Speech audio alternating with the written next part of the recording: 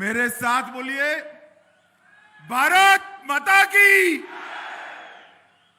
क्यों भाई, क्या हो गया आपकी आवाज को? पूर्ण बहुमत की भाजपा सरकार बनानी है या नहीं बनानी है? पक्का बनानी है? तो ऐसी आवाज नहीं चलेगी भाई। जरा तुम बताओ कन्नड़ में, मेरे साथ सभी लोग हाथ ऊपर उठाओ।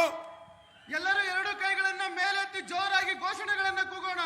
विजय के संकल्प की मुट्ठी बींचो, ವಿಜಯ ಸಂಕಲ್ಪದ ಮುಷ್ಟಿಯನ್ನು ಬಿಗಿಯಿರಿ और प्रचंड आवाज से बोलिए, भारत माता की, भारत माता की, भारत माता की। मंच पर उपस्थित सम्माननीय बीएस येदियुरप्पा जी, हमारे लोकप्रिय मुख्यमंत्री श्री बसवराज बोम्मई जी, भारतीय जनता पार्टी के प्रदेश अध्यक्ष श्रीमान नलिन कुमार कटील जी, चुनाव के कर्नाटक के प्रभारी केंद्रीय मंत्री भाई धर्मेंद्र प्रधान जी, केंद्रीय social justice minister A Narayana Swamy ji, हमारे वरिष्ठ नेता और revenue minister Shri R Ashok ji, doctor CN Ashwath Narayan ji, Shri ST Somashekar ji, doctor K Sudhakar ji, Shri MTB Nagaraj ji, Shri BC Nagesh ji, Shri Munirathna ji, हमारे महासचिव अश्वत्थ नारायण जी, श्री मुनि स्वामी जी, श्री PC मोहन जी, श्री YA नारायण स्वामी विधान परिषद सदस्य, श्री A देवागौड़ा विधान परिषद सदस्य, और आज के कार्यक्रम में यहां पर देवनहल्ली में आए हुए मेरे प्यारे भाइयों बहनों माताओं और मेरे जिगर के टुकड़े जैसे युवा मित्रों, सबसे पहले विजय संकल्प यात्रा के इस कार्यक्रम में अवती, देवनहल्ली, विजयपुरा, सिडलगट्टा, चिकबल्लापुर, ये सभी स्थानों से आए हुए भाइयों बहनों को मैं प्रणाम कर कर मेरी बात की शुरुआत करना चाहता हूं। मित्रों, यहां आया हूं तब सबसे पहले मैं प्रधानमंत्री नरेंद्र मोदी जी का धन्यवाद करना चाहता हूं कि जिन्होंने केंपेगौड़ा जी की 108 फुट ऊंची मूर्ति बनाकर बेंगलुरु का एयरपोर्ट का रिनोवेशन किया है। ವೇದಿಕೆ ಮೇಲಿರ್ತಕ್ಕಂತ ಎಲ್ಲ ಗಣ್ಯರೇ, ಎಲ್ಲಕ್ಕೂ ಮೊದಲು ಅವಧಿ, ದೇವನಹಳ್ಳಿ, ವಿಜಯಪುರ, ಶಿಡ್ಲಘಟ್ಟ, ಚಿಕ್ಕಬಳ್ಳಾಪುರ ಭಾಗದಿಂದ ಬಂದಿರತಕ್ಕಂತ ನಿಮ್ಮೆಲ್ಲರಿಗೂ ಶಿರಸಾಷ್ಟಾಂಗ ನಮಸ್ಕಾರಗಳನ್ನ ಮಾಡ್ತೇನೆ। ಎಲ್ಲದಕ್ಕೂ ಮೊದಲು ನಾನು ಪ್ರಧಾನಮಂತ್ರಿ ನರೇಂದ್ರ ಮೋದಿಜಿ ಅವರಿಗೆ ಧನ್ಯವಾದಗಳನ್ನ ಸಲ್ಲಿಸ್ತೇನೆ। ಅಂತಾರಾಷ್ಟ್ರೀಯ ವಿಮಾನ ನಿಲ್ದಾಣದಲ್ಲಿ ಕೆಂಪೇಗೌಡರ 108 ಅಡಿ ಪ್ರತಿಮೆಯನ್ನು ನಿರ್ಮಾಣ ಮಾಡಿದ ಕಾರಣಕ್ಕೋಸ್ಕರ ಅವರಿಗೆ ಧನ್ಯವಾದಗಳನ್ನು ಅರ್ಪಿಸ್ತೇನೆ। 108 फुट ऊंची मूर्ति बेंगलुरु के निर्माता नाथ प्रभु केंपेगौड़ा जी को पूरी दुनिया को दिखाई पड़े, इस तरह की श्रद्धांजलि है। 108 ಅಡಿ ಪ್ರತಿಮೆಯನ್ನು ಮಾಡುವ ಮುಖಾಂತರ ಬೆಂಗಳೂರು ನಿರ್ಮಾತನಿಗೆ ಪೂರ್ತಿ ಜಗತ್ತಿನಲ್ಲಿ ಒಂದು ಧನ್ಯವಾದವನ್ನ ಸಲ್ಲಿಸತಕ್ಕಂತ ಕೆಲಸವನ್ನ ನಮ್ಮ ಸರ್ಕಾರ ಮಾಡಿದೆ। मित्रों, देवनहल्ली तालुका के अवती शहर से ये विजय संकल्प यात्रा जो शुरू हो रही है, इसका शुभारंभ आने वाले दिनों में होने वाले चुनाव में भारतीय जनता पार्टी की पूर्ण बहुमत की सरकार बनाने का नींव डालने का काम है। ಇವತ್ತು ದೇವನಹಳ್ಳಿಯಿಂದ ಪ್ರಾರಂಭವಾಗ್ತಿರ್ತಕ್ಕಂಥ ವಿಜಯ ಸಂಕಲ್ಪ ಅಭಿಯಾನವು ಮುಂದೆ ಬರ್ತಕ್ಕಂಥ ಚುನಾವಣೆಯಲ್ಲಿ ಪೂರ್ಣ ಬಹುಮತದ ಭಾರತೀಯ ಸರ್ಕಾರವನ್ನ ತರುವ ಒಂದು ಶುಭಾರಂಭದ ಕಾರ್ಯವಾಗಿದೆ। 2018 में आप लोगों ने भारतीय जनता पार्टी को सबसे बड़ी पार्टी बनाया। 2019 में 28 में से 25 लोकसभा सीटों पर भाजपा को जिताया और मोदी जी ने कर्नाटक का विकास करने का काम किया। 2018ರಲ್ಲಿ ನೀವೆಲ್ಲರೂ ಕೂಡ ಮತವನ್ನು ನೀಡಿ ಭಾರತೀಯ ಜನತಾ ಪಕ್ಷವನ್ನ ಕರ್ನಾಟಕದ ಅತಿ ದೊಡ್ಡ ಪಕ್ಷವಾಗಿ ಚುನಾವಣೆಯಲ್ಲಿ ಜಯಶೀಲರನ್ನಾಗಿ ಮಾಡಿದಿರಿ। ಅದೇ ರೀತಿ 2019ರಲ್ಲಿ 28 ಲೋಕಸಭಾ ಕ್ಷೇತ್ರಗಳಲ್ಲಿ 25 ಲೋಕಸಭಾ ಕ್ಷೇತ್ರಗಳಲ್ಲಿ ಭಾರತೀಯ ಜನತಾ ಪಕ್ಷದ ಎಂಪಿಯನ್ನು ಚುನಾವಣೆ ಮಾಡುವ ಮುಖಾಂತರ ಪ್ರಧಾನಮಂತ್ರಿ ಅವರಿಗೆ ಕರ್ನಾಟಕ ವಿಕಾಸ ಕೆಲಸ ಮಾಡಲಿಕ್ಕೆ ಅವಕಾಶವನ್ನು ಮಾಡಿಕೊಟ್ರಿ। ये यात्रा 31 जिलों के 224 विधानसभा क्षेत्रों से जाएगी। 8000 किलोमीटर घूमकर करोड़ों लोगों का जनसंपर्क करने वाली है। ಈ ಯಾತ್ರೆ ಎಲ್ಲ 25 ಜಿಲ್ಲೆಗಳಲ್ಲಿ 224 ಕಾನ್ಸ್ಟಿಟ್ಯೂಯೆನ್ಸಿಗಳಲ್ಲಿ ಸುಮಾರು 8000 ಕಿಲೋಮೀಟರ್ಗಳ ದೂರ ಸಾಗಿ ನಮ್ಮ ವಿಚಾರವನ್ನ ತಿಳಿಸಲಿಕ್ಕಿದೆ। मोदी जी के नेतृत्व में कर्नाटक के लिए एक डबल इंजन सरकारों ने ढेर सारे काम किए हैं। ಮೋದಿಜಿ ಅವರ ನೇತೃತ್ವದಲ್ಲಿ ನಮ್ಮ ಸರ್ಕಾರವು ಕರ್ನಾಟಕದ ವಿಕಾಸಕ್ಕಾಗಿ ಹಲವಾರು ಕೆಲಸ ಕಾರ್ಯಗಳನ್ನು ಮಾಡಿದೆ। अभी जब मोदी जी आए शिवमोगा में 3600 करोड़ रुपया और बेलगावी में 2700 करोड़ रुपया का अलग अलग कामों का लोकार्पण और शिलान्यास किया है। ಈ ಬಾರಿ ಮೋದಿಜಿ ಅವರು ಬಂದಾಗ ಸುಮಾರು 24,000ಕ್ಕೂ ಹೆಚ್ಚು ಕೋಟಿ ರೂಪಾಯಿಗಳ ಕೆಲಸವನ್ನ ಸಾವಿರಾರು ಕೋಟಿ ರೂಪಾಯಿಗಳ ಕೆಲಸ ಕಾರ್ಯಕ್ಕೆ ಶಿಲಾನ್ಯಾಸವನ್ನು ನೆರವೇರಿಸಿದ್ದಾರೆ। इस बजट में भारत सरकार ने कर्नाटक के लिए 37,257 करोड़ रुपीस कर्नाटक के लिए दिया है, जो आज तक के इतिहास में सबसे ज्यादा है। ಈ ಬಾರಿ ಕೇಂದ್ರದ ಬಜೆಟ್ ನಲ್ಲಿ ಕರ್ನಾಟಕಕ್ಕಾಗಿ 37,257 ಕೋಟಿ ರೂಪಾಯಿಗಳನ್ನು ಮೀಸಲಿಟ್ಟಿದ್ದು ಇತಿಹಾಸದಲ್ಲಿ ಅತ್ಯಂತ ಹೆಚ್ಚು ಹಣವನ್ನು ಕರ್ನಾಟಕಕ್ಕಾಗಿ ಈ ಬಾರಿ ಮೀಸಲಿಡಲಾಗಿದೆ। बसवराज जी के नेतृत्व में एफडीआई 2.72 लाख 2,72,000 करोड़ रुपये का एफडीआई कर्नाटक में आया है। ಬಸವರಾಜ ಬೊಮ್ಮಾಯಿ ಅವರ ನೇತೃತ್ವದಲ್ಲಿ 2,27,000 ಕೋಟಿ ರೂಪಾಯಿಗಳ ಎಫ್ಡಿಐ ಹಣವನ್ನು ಕರ್ನಾಟಕಕ್ಕೆ ನೀಡಲಾಗಿದೆ। अभी अभी मैं बसवराज जी को अभिनंदन करना चाहता हूं। ईज ऑफ डूइंग बिजनेस में 2022 में कर्नाटक पूरे देश में पहले नंबर पर आया है। ನಾನು ಮುಖ್ಯಮಂತ್ರಿ ಬಸವರಾಜ ಬೊಮ್ಮಾಯಿ ಅವರನ್ನು ಅಭಿನಂದಿಸ್ತೇನೆ। ಕರ್ನಾಟಕ ಈ ವಿಚಾರದಲ್ಲಿ ಇಡೀ ದೇಶದಲ್ಲೇ ಮೊದಲನೇ ಸ್ಥಾನಕ್ಕೆ ತಲುಪಿದೆ। बेंगलुरु में $1 अरब के संपत्ति के साथ 39 से ज्यादा स्टार्टअप है और सबसे ज्यादा स्टार्टअप यूनिकॉर्न स्टार्टअप हमारे कर्नाटक में है। ಬೆಂಗಳೂರಿನಲ್ಲಿ 1000ಕ್ಕೂ ಹೆಚ್ಚು ಸ್ಟಾರ್ಟ್ಅಪ್ಸ್ ಗಳು ಪ್ರಾರಂಭ ಮಾಡಿದೆ।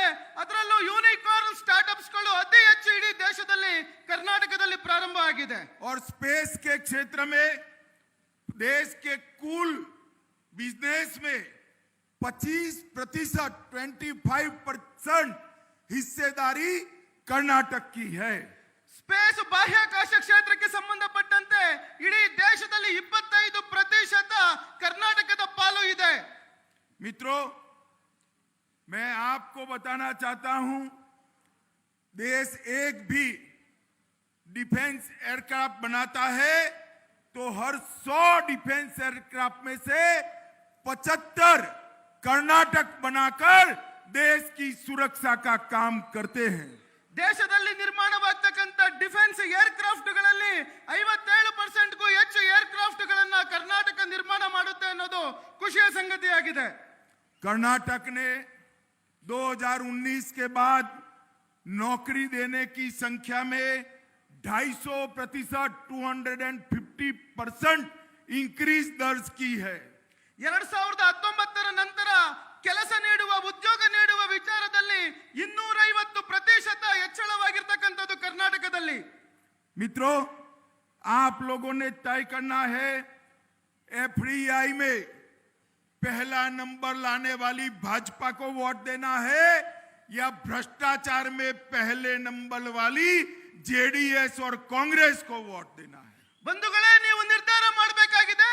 ಎಫ್ಡಿಐ ನಲ್ಲಿ ಮೊದಲನೇ ನಂಬರ್ ತಂದುಕೊಡ್ತಕ್ಕಂಥ ಭಾರತೀಯ ಜನತಾ ಪಕ್ಷಕ್ಕೆ ಮತ ನೀಡ್ತಿರೋ ಇಲ್ಲ ಭ್ರಷ್ಟಾಚಾರದಲ್ಲಿ ಮೊದಲನೇ ಸ್ಥಾನ ತಂದುಕೊಡ್ತಕ್ಕಂಥ ಕಾಂಗ್ರೆಸ್ ಮತ್ತು ಜೆಡಿಎಸ್ ಗೆ ಮತ ನೀಡ್ತಿರೋ ಅನ್ನೋ ನಿರ್ಧಾರ ಮಾಡಬೇಕಿದೆ. आपने तय करना है एविएशन और स्पेस में कर्नाटक को एक नंबर बनाने वाली भाजपा को वोट देना है या अपने परिवार का इंटरेस्ट नंबर 1 पर रखने वाली जेडीएस और कांग्रेस को वोट देना है. ನೀವು ನಿರ್ಧಾರ ಮಾಡಬೇಕಾಗಿದೆ. ಏವಿಯೇಷನ್ ಮತ್ತು ಸ್ಪೇಸ್ ಟೆಕ್ನಾಲಜಿನಲ್ಲಿ ನಂಬರ್ 1 ಮಾಡ್ತಕ್ಕಂಥ ಬಿಜೆಪಿಗೆ ಮತ ನೀಡಬೇಕು, ಇಲ್ಲ ತಮ್ಮ ಪರಿವಾರವನ್ನ ಕುಟುಂಬವನ್ನ ನಂಬರ್ 1 ಮಾಡ್ತಕ್ಕಂಥ ಜೆಡಿಎಸ್ ಮತ್ತು ಕಾಂಗ್ರೆಸ್ಗೆ ಮತ ನೀಡಬೇಕು. मित्रों, यूनिकॉर्न स्टार्टअप में नंबर 1 बनाने वाला भाजपा को वोट देना है या अपने परिवार में सभी लोगों को टिकट देने वाली जेडीएस को वोट देना है. ಯೂನಿಕಾರ್ನ್ ನಲ್ಲಿ ಇಡೀ ದೇಶದಲ್ಲಿ ನಂಬರ್ 1 ಮಾಡ್ತಕ್ಕಂಥ ಬಿಜೆಪಿಗೆ ಮತ ನೀಡಬೇಕು ಅಥವಾ ತಮ್ಮ ಕುಟುಂಬದಲ್ಲಿರ್ತಕ್ಕಂಥ ಎಲ್ಲರಿಗೂ ಚುನಾವಣೆಯಲ್ಲಿ ಟಿಕೆಟ್ ನೀಡತಕ್ಕಂಥ ಜೆಡಿಎಸ್ ಗೆ ಮತ ನೀಡಬೇಕು ಅನ್ನುವ ನಿರ್ಧಾರವನ್ನ ಮಾಡಬೇಕಿದೆ. आपने तय करना है पीएफआई पर बैन लगाने वाली भारतीय जनता पार्टी को वोट देना है या आतंकवादियों का समर्थन करने के लिए वोट बैंक की राजनीति करने के लिए तैयार हम कांग्रेस पार्टी को वोट देना है. ನೀವು ನಿರ್ಧಾರ ಮಾಡಬೇಕಿದೆ. ಪಿಎಫ್ಐ ಅನ್ನ ಬ್ಯಾನ್ ಮಾಡತಕ್ಕಂಥ ಭಾರತೀಯ ಜನತಾ ಪಕ್ಷಕ್ಕೆ ಮತ ನೀಡಬೇಕು ಅಥವಾ ಭಯೋತ್ಪಾದನೆಗೆ ಉತ್ತೇಜನ ನೀಡತಕ್ಕಂಥ ಕಾಂಗ್ರೆಸ್ಗೆ ಮತ ನೀಡಬೇಕು ಅನ್ನುವ ನಿರ್ಧಾರವನ್ನ ಮಾಡಬೇಕಿದೆ. मित्रों, जो पार्टियां परिवारवाद करती है वो कर्नाटक का भला नहीं कर सकती. वो अपने परिवार से ऊपर उठकर कर्नाटक के गरीब की चिंता नहीं कर सकती. कर्नाटक के गरीब की चिंता केवल और केवल मोदी जी के नेतृत्व में भारतीय जनता पार्टी कर सकती है. ಕುಟುಂಬದ ಬಗ್ಗೆ ಯೋಚನೆ ಮಾಡ್ತಕ್ಕಂಥ ಪಕ್ಷ ಯಾವತ್ತೂ ಕೂಡ ಕರ್ನಾಟಕದ ಬಡವರ ಬಗ್ಗೆ ಯೋಚನೆಯನ್ನ ಮಾಡ್ತಕ್ಕಂಥ ಕೆಲಸವನ್ನ ಮಾಡೋದಿಲ್ಲ. ಆದರೆ ಮೋದಿಜಿ ಅವರ ನೇತೃತ್ವದ ಭಾರತೀಯ ಜನತಾ ಪಕ್ಷ ಬಡವರ ಕಲ್ಯಾಣದ ಬಗ್ಗೆ ಯೋಚನೆಯನ್ನ ಮಾಡುತ್ತೆ. मित्रों, आज मैं इस क्षेत्र में एक बात विशेष रूप से कहने आया हूं.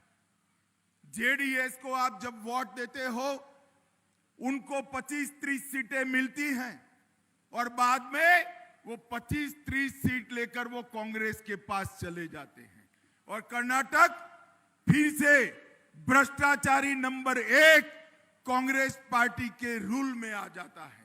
मैं आपको कहना चाहता हूं, एक बार इस क्षेत्र से भी भारतीय जनता पार्टी को नंबर 1 बनाइए.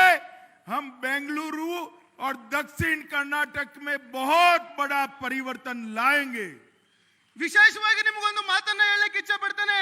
ಜೆಡಿಎಸ್ ಗೆ ನೀವು ಮತವನ್ನ ನೀಡಿ 25-30 ಸೀಟುಗಳನ್ನ ಗೆಲ್ಸಿದ್ರೆ ಅದು ಭ್ರಷ್ಟಾಚಾರದಲ್ಲಿ ಕರ್ನಾಟಕವನ್ನ ನಂಬರ್ 1 ಮಾಡ್ತಕ್ಕಂಥ ಕಾಂಗ್ರೆಸ್ಗೆ ಬೆಂಬಲವನ್ನ ಕೊಟ್ಟಂತೆ ಆಗುತ್ತೆ. ಒಂದು ಬಾರಿ ನೀವು ಈ ಕ್ಷೇತ್ರದಲ್ಲೂ ಕೂಡ ಭಾರತೀಯ ಜನತಾ ಪಕ್ಷಕ್ಕೆ ಮತವನ್ನ ನೀಡಿದ್ರೆ ದಕ್ಷಿಣ ಭಾರತದಲ್ಲಿ ಇಡೀ ದೇಶದಲ್ಲಿ ಭಾರತೀಯ ಜನತಾ ಪಕ್ಷ ಕರ್ನಾಟಕವನ್ನ ನಂಬರ್ 1 ರಾಜ್ಯವನ್ನಾಗಿ ಮಾಡುತ್ತದೆ. और हमने काफी कुछ किया है. 10 लेन का बेंगलुरु मैसूर एक्सप्रेसवे 8,000 करोड़ रुपए से बनाया गया है. ನಾವು ಸಾಕಷ್ಟು ಕೆಲಸಗಳನ್ನ ಮಾಡಿದ್ದೇವೆ.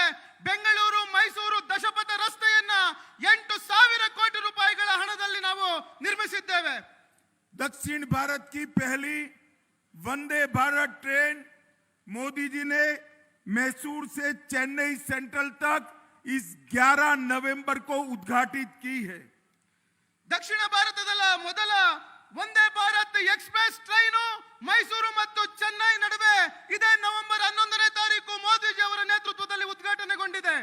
Bengaluru Chennai Mysore high speed rail corridor हजारों करोड़ रुपए से भारतीय जनता पार्टी की सरकार ने बनाने की शुरुआत की है. Bengaluru Chennai Mysuru express railway corridor ಅನ್ನು ಸಾವಿರಾರು ಕೋಟಿ ರೂಪಾಯಿಗಳ ಖರ್ಚಿನಲ್ಲಿ ಭಾಜಪಾ ಸರ್ಕಾರ ಪ್ರಾರಂಭವನ್ನ ಮಾಡಿದೆ.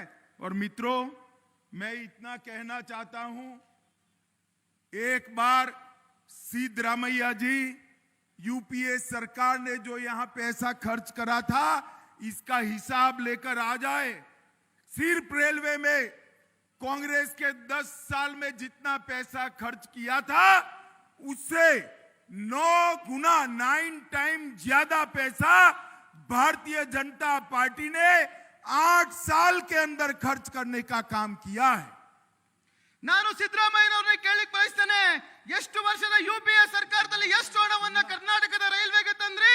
ಅದಕ್ಕೆ 9ಕ್ಕೂ ಹೆಚ್ಚು ಪರ್ಸೆಂಟ್ ಎಷ್ಟು ಬಾರಿ ಹಣವನ್ನ ನಾವು ಇವತ್ತು 8 ವರ್ಷಗಳಲ್ಲಿ ಕರ್ನಾಟಕಕ್ಕೆ ನೀಡಿದ್ದೇವೆ. बेंगलुरु मेट्रो के लिए 15,800 करोड़ रुपया नया लगाया गया है. 15,000 करोड़ से satellite township ring road Bharat Mala के तहत बनाया जा रहा है.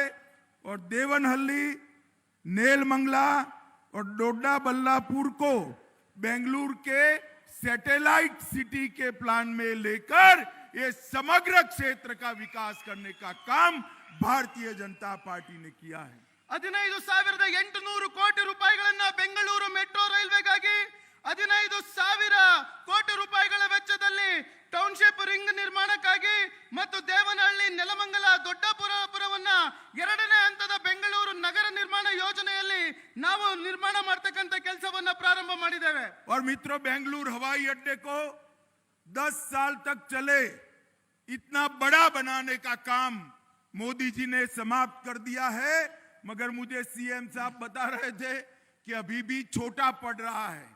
मित्रों, मैं आपको विश्वास दिलाता हूं कि बेंगलुरु के महत्व को हम जानते हैं. बेंगलुरु हवाई अड्डा जब भी छोटा पड़ेगा, इसके विस्तरण के लिए नरेंद्र मोदी सरकार हमेशा तैयार रहेगी. ಬೆಂಗಳೂರು ಏರ್ಪೋರ್ಟ್ ಅನ್ನ 10 ವರ್ಷಕ್ಕೆ ಬೇಕಾಗುವ ರೀತಿಯಲ್ಲಿ ವಿಸ್ತರಣೆಯನ್ನು ಮಾಡಿದೆ. ಮುಖ್ಯಮಂತ್ರಿಗಳು ಹೇಳ್ತಾ ಇದ್ರು ಬೆಂಗಳೂರು ಚಿಕ್ಕದಾಗ್ತಾ ಇದೆ ಅನ್ನೋ ರೀತಿಯಲ್ಲಿ ಇದೆ ಅಂತ. ಅದು ನರೇಂದ್ರ ಮೋದಿ ಅವರ ನಮ್ಮ ನೇತೃತ್ವದ ನಮ್ಮ ಸರ್ಕಾರ ಬೆಂಗಳೂರು ವಿಸ್ತರಣೆಗೆ ಬೇಕಾಗಿರತಕ್ಕಂತ ಎಲ್ಲ ಯೋಜನೆಗಳನ್ನು ಕೂಡ ಕರ್ನಾಟಕದ ಜೊತೆಗೆ ನಿಂತು ನೆರವೇರಿಸಿಕೊಳ್ತದೆ. मित्रों, मैं सिद्धरामैया जी को कुछ सवाल पूछने आया हूं. जब आपकी सरकार थी, यूपीए की सरकार थी, 2013-14 का आपका अंतिम बजट था. 2013-14 के अंतिम बजट में आपने कर्नाटक को टैक्स डिवोल्यूशन के 13,000 करोड़ रुपया दिया था, 13,000 करोड़ रुपीस. 2021-22 में भारतीय जनता पार्टी की सरकार ने, श्री मोदी जी ने 13,000 करोड़ को बढ़ाकर 33,000 करोड़ रुपया देने का काम नरेंद्र मोदी जी ने किया है. आपके पास इसका कोई जवाब है तो जरा देवनहल्ली वालों को बता दीजिए. ನಾನು ಸಿದ್ದರಾಮಯ್ಯನವರಿಗೆ ಕೆಲವು ಪ್ರಶ್ನೆಯನ್ನ ಕೇಳಲಿಕ್ಕೆ ಬಯಸ್ತೇನೆ. ಯುಪಿಎ ಸರ್ಕಾರ 2013-14ರಲ್ಲಿ ಕಡೆಯ ಬಜೆಟ್ ಅನ್ನು ಮಂಡಿಸಿದಾಗ ಅಂತಿಮವಾಗಿ ಕರ್ನಾಟಕಕ್ಕೆ ಟ್ಯಾಕ್ಸ್ ರಿಟರ್ನ್ ನಲ್ಲಿ 13,000 ಕೋಟಿ ರೂಪಾಯಿಗಳನ್ನ ಕೊಟ್ಟಿತ್ತು. ಆದರೆ 2021-22ರಲ್ಲಿ ನರೇಂದ್ರ ಮೋದಿ ಅವರ ನೇತೃತ್ವದ ಭಾರತೀಯ ಜನತಾ ಪಕ್ಷದ ಸರ್ಕಾರ 33,000 ಕೋಟಿ ರೂಪಾಯಿಗಳನ್ನ ಕರ್ನಾಟಕಕ್ಕೆ ಕೊಟ್ಟಿದೆ. ಇದಕ್ಕೆ ನಿಮ್ಮ ಹತ್ರ ಉತ್ತರ ಇದೆಯಾ ಅನ್ನೋದನ್ನ ದೇವನಹಳ್ಳಿಯ ಜನತೆಗೆ ಹೇಳಿ ಅನ್ನೋದನ್ನ ನಾನು ಈ ಸಂದರ್ಭದಲ್ಲಿ ಕೇಳಲಿಕ್ಕೆ ಇಚ್ಛೆ ಪಡ್ತೇನೆ. मित्रों, ग्रांट इन एड की ग्रांट आप 9,000 करोड़ देते थे. मोदी जी ने 9,000 करोड़ से बढ़ाकर 41,900 करोड़ रुपया देने का काम किया है. ಗ್ರಾಂಟ್ ಇನ್ ಏಡ್ ನಲ್ಲಿ ನಿಮ್ಮ ಸರ್ಕಾರ 9,000 ಕೋಟಿ ರೂಪಾಯಿಗಳನ್ನ ಕರ್ನಾಟಕಕ್ಕೆ ಕೊಟ್ರೆ, ನಮ್ಮ ನರೇಂದ್ರ ಮೋದಿ ಅವರ ನೇತೃತ್ವದ ಬಿಜೆಪಿ ಸರ್ಕಾರ 45,900 ಕೋಟಿ ರೂಪಾಯಿಗಳನ್ನ ಕರ್ನಾಟಕಕ್ಕೆ ಕೊಟ್ಟಿದೆ. और फाइनेंस कमीशन की ग्रांट 3,400 करोड़ आप देते थे. हमने उसको बढ़ाकर 7,800 करोड़ तक पहुंचाया है। ಫೈನಾನ್ಸ್ ಕಮಿಷನ್ ಗ್ರಾಂಟ್ ಅನ್ನ ನಿಮ್ಮ ಸರ್ಕಾರ 3,400 ಕೋಟಿ ಕೊಡ್ತಾ ಇದ್ರೆ, ನಮ್ಮ ಸರ್ಕಾರದ 7,800 ಕೋಟಿ ಹಣವನ್ನ ಕರ್ನಾಟಕಕ್ಕೆ ಕೊಡ್ತಾ ಇದೆ। और कुल मिलाकर आप 25,000 करोड़ रुपया देते थे और मोदी जी 83,000 करोड़ रुपया दे रहे हैं। ಎಲ್ಲ ಸೇರಿ ನೀವು ಕರ್ನಾಟಕಕ್ಕೆ 25,000 ಕೋಟಿಯನ್ನ ಕೊಡ್ತಾ ಇದ್ರಿ, ಆದ್ರೆ ಮೋದಿಜಿ ಅವರ ಸರ್ಕಾರ 83,000 ಕೋಟಿ ರೂಪಾಯಿಗಳನ್ನ ಕರ್ನಾಟಕಕ್ಕೆ ಕೊಡ್ತಾ ಇದೆ। अभी अभी 31,000 करोड़ की लागत से बेंगलुरु हैदराबाद एक्सप्रेस वे का भी काम शुरू हो गया है। काफी कुछ पूरा हो गया है। ಇತ್ತೀಚೆಗೆ 31,000 ಕೋಟಿ ರೂಪಾಯಿಗಳ ಬೆಂಗಳೂರು ಹೈದರಾಬಾದ್ ಎಕ್ಸ್ಪ್ರೆಸ್ ಹೈವೇ ಪ್ರಾರಂಭವನ್ನು ಕೂಡ ಶುರು ಮಾಡಲಾಗಿದೆ। मित्रों, ये सब के अलावे मोदी जी ने देश को सुरक्षित करने का काम किया है। ಬಂಧುಗಳೇ, ಮೋದಿಜಿ ಅವರು ದೇಶವನ್ನ ಸುರಕ್ಷಿತವಾಗಿರ್ತಕ್ಕಂಥ ಕೆಲಸವನ್ನ ಮಾಡ್ತಾ ಇದ್ದಾರೆ। यूपीए के टाइम में हर रोज पाकिस्तान से आतंकवादी घुसपैठ कर हमारे जवानों के गला काट कर ले जाते थे। ಯುಪಿಎ ಸಂದರ್ಭದಲ್ಲಿ ಪಾಕಿಸ್ತಾನದಿಂದ ಭಯೋತ್ಪಾದಕರು ಭಾರತದ ಒಳಗೆ ನುಸಿ ನಮ್ಮ ದೇಶದ ಸೈನಿಕರ ಕುತ್ತಿಗೆಯನ್ನು ಕತ್ತರಿಸಿ ಹೋಗ್ತಾ ಇದ್ರು। मोदी जी के समय में इन्होंने पुलवामा में हिम्मत की। 10 ही दिन में हमारी सेना उनके घर में घुसकर आतंकवादियों का खात्मा कर हमारे जवानों का बदला लेकर वापिस आ गई। ಮೋದಿಜಿ ಅವರ ನೇತೃತ್ವದಲ್ಲಿ ಪುಲ್ವಾಮಾವನ್ನ ಕೆಲಸವನ್ನ ಪಾಕಿಸ್ತಾನ ಮಾಡಿದಾಗ ನಾವು ಅವರ ಮನೆಗೆ ನುಗ್ಗಿ ಅವರ ಭಯೋತ್ಪಾದಕರ ನೆಲೆಗಳನ್ನ ಖತಮ್ ಮಾಡತಕ್ಕಂತ ಕೆಲಸವನ್ನ ನಾವು ಮಾಡಿದ್ವಿ। मोदी जी ने देश को सुरक्षित बनाया है, देश को समृद्ध बनाया है और समग्र दुनिया में देश का सम्मान बढ़ाया है। ಮೋದಿಜಿ ಅವರ ನೇತೃತ್ವದಲ್ಲಿ ದೇಶವು ಸುರಕ್ಷಿತವನ್ನಾಗಿ ಮಾಡಿದ್ದಾರೆ, ಸಮೃದ್ಧವನ್ನಾಗಿ ಮಾಡಿದ್ದಾರೆ ಮತ್ತು ಇಡೀ ವಿಶ್ವದಲ್ಲಿ ಭಾರತಕ್ಕೆ ಸನ್ಮಾನ ದೊರಕುವಂತೆ ಮಾಡಿದ್ದಾರೆ। और भाइयों बहनों, इस चुनाव में नॉर्थ ईस्ट से लेकर गुजरात तक, गुजरात से लेकर कर्नाटक तक जो भाजपा की सरकारें हैं, इसी तर्ज पर पूर्ण बहुमत की सरकार नरेंद्र मोदी जी के नेतृत्व में कर्नाटक में भी बनाना है। आप मुझे बताइए, कमल के निशान पर बटन दबाएंगे क्या? जोर से बोलिए, दबाएंगे? पूर्ण बहुमत की सरकार बनाएंगे? मोदी जी के हाथ मजबूत करेंगे? बसवराज बोम्मई के हाथ मजबूत करेंगे?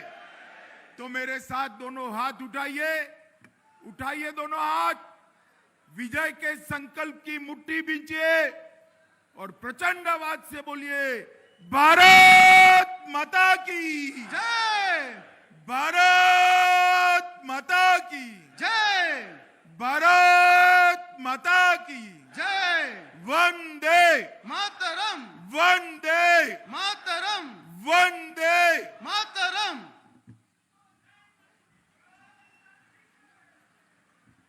ಮಾನ್ಯ ಬಂಧುಗಳೇ, ಅಮಿತ್ ಶಾ ಜಿ ಅವರಿಗೆ ಧನ್ಯವಾದಗಳು। ಈಗ ಸಭೆಯ ವಂದನಾರ್ಪಣೆಯನ್ನ ಗ್ರಾಮಾಂತರ ಜಿಲ್ಲೆ ಅಧ್ಯಕ್ಷರಾಗಿರ್ತಕ್ಕಂಥ ಎ ವಿ